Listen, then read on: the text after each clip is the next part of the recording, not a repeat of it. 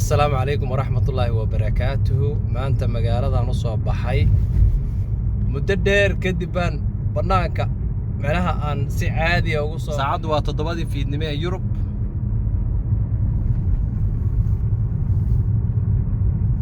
ماشي لك صور دوني كور حارده هي شو الله فاك طبق يسا وضد ما شو ماشي سيدي ولا دومي ما حد عاي. السلام عليكم ورحمة الله وبركاته. مددير ما انت ستوس بناك ugu soo baxay uma doonanin xaafadayda xaafad ka baxsan adeeg marka hadda galabtan soo baxay de magaaladu sidii hore ku yaqaanay ma aha laakiin dhaqdhaqaaq yar baa ka jira oo baawar baa socota oo tagaasi baa shaqeynaysa oo de kulli saan moodayay ma aha inkastoo ay tahay xilli sabti ah ama galab maxay ahayd sabti ah saacadu waa 7 fiidnimo ee Yurub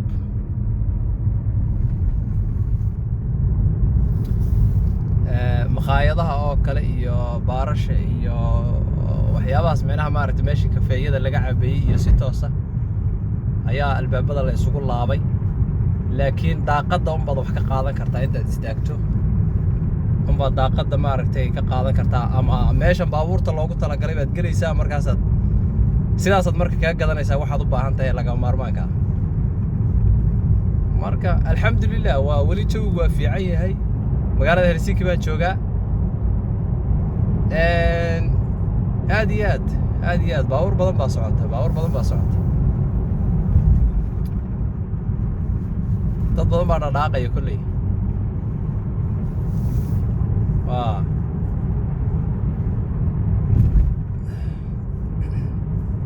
waa ma sha Allah way anu sidan ma moodaynin ba hadda waxaan islahaa marka soo baxda banaanka shanqadla wax taayiro rugmayo ma arkaysid baan islahaa moogta ama dad aragtaba dhifti halal gaari oo kala socda ka soo bixi baan islahaa laakiin alxamdulillah aad iyo aad bay ugu fiican tahay kaasna waxa weeye ama qalablihii marka nolosha sidii caadiga ahayd baa la wataa intii badnayd ama intii laga maarmaanka ahayd way jira wadamada qaarkood oo banaanka loo soo bixi karin oo laga joojiyay dabcan dhammaanba isu socodkii banaanka laakiin hadda anagu alxamdulillah rabbil caalamiin ilaahay naga qabto bahalkan cudurkan socda hadda waxaan u soo leexday dukaamadii Soomaalida iyo Carabta meesha ay ku yaaleen ama xaafadda ay ku yaaleen marka waan bal arki doonaa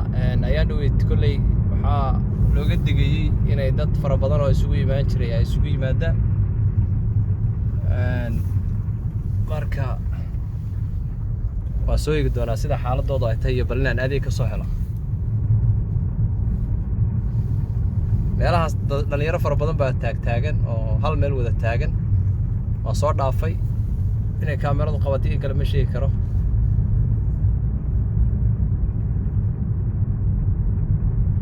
marka meeshan magaaladanada wiil Soomaaliya oo maaragtay golaha deegaanka ku jira ayaa kulay joornaalka ku soo qaatay isagoo uga digay maaragtay dadka Soomaaliyeed inay noloshooda sidii caadiga ahayd maaragtay iyagoo ka madax adeegaya shuruucaha la soo dejiyay maaragtay wadankan dadka dhan loo soo dejiyay inay noloshooda sidii caadiga ahayd oo waxba iska bedelin soo wataan buu uga digay marka waxa weeye tiiba kulli saameyn ku yeelatay dabcan waraye iska waran meesha ka soo war doonay ka war xaaladda هي شو الله فاك طبق يسا وضد ما شو ماشي سيدي ولا دومي ما حد عاي ور ماشي سيدي ولا دومي ما حد عاي هذه ماشي انا سوق لي سوار اسلام ليس اوكي سيورك ماشي dabcan dad badan baa jooga oo maaragtay ajaaniba maadaama dukaamadii ay yihiin dukaamadii ajaanibka ee carabta iyo soomaalida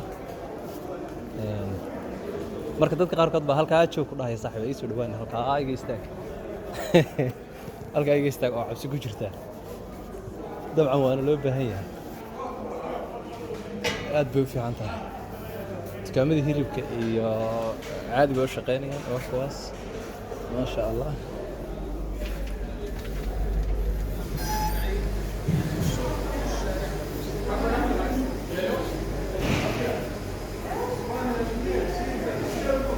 كيفك؟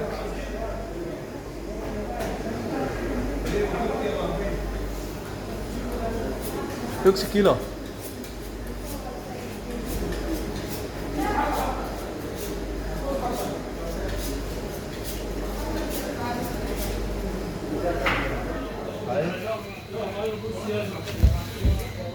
دويدك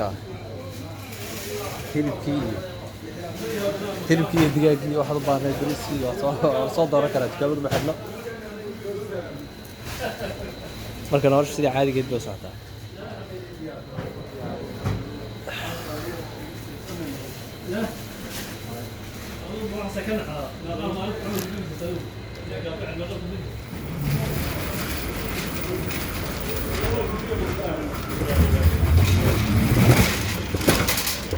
ها waxaan adeeg kale u soo doontay dukaamadii caadiga ahaa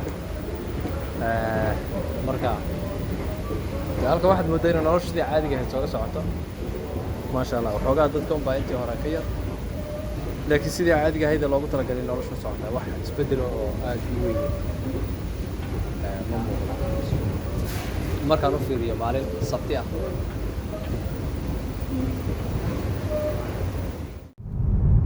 الحمد لله رب العالمين ان adeegi waa soo gaday sidii loogu talagalay inaan u soo gaday baan rajeynayaa ayaanta waa laga cabanayay ragga aan hore u soo adeegi jirnay dukaamada markay aadaan alaabtii ka kala imaanaya ama waxaan loo dirin soo gadaya ama aad iyo aad maaragtay waqti dheer oo kaga baxayo meeshii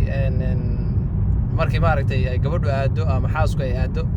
ay sida dhibka yar waxay adeegeedii ay ku soo dhameysanaysay